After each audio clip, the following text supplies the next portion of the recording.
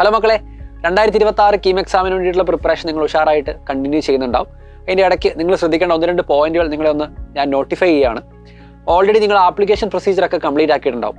എന്നാലും നിങ്ങളുടെ പേര്, ഫോട്ടോ, സിഗ്നേച്ചർ, 10th സർട്ടിഫിക്കറ്റ്, ഏതെങ്കിലും കാര്യങ്ങളിൽ എന്തെങ്കിലും മാറ്റം വേണോ വേണ്ടയോ എന്ന് വെരിഫൈ ചെയ്യാനും റെക്ടിഫൈ ചെയ്യാനുള്ള ഒരു ഓപ്ഷൻ നമ്മുടെ കീം വെബ്സൈറ്റ് ഇപ്പോൾ നിങ്ങൾക്ക് വേണ്ടി പ്രൊവൈഡ് ചെയ്യുന്നുണ്ട്. 21-ാം തീയതി വൈകുന്നേരം 5 മണി വരെ ആയിരിക്കും ഈ ഒരു റെക്ടിഫിക്കേഷൻ വിൻഡോ ഓപ്പൺ ആയിരിക്കുക.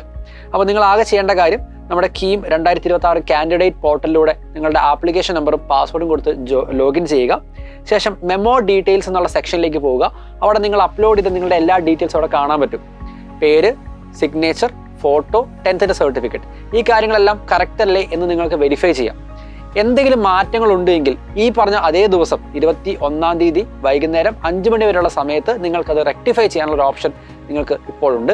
ആ ഒരു സമയം അല്ലെങ്കിൽ ആ ഒരു വിൻഡോയ്ക്കുള്ളിൽ തന്നെ നിങ്ങൾക്ക് എന്തെങ്കിലും റെക്ടിഫിക്കേഷൻ ആവശ്യമാണെങ്കിൽ അത് ചെയ്യുക.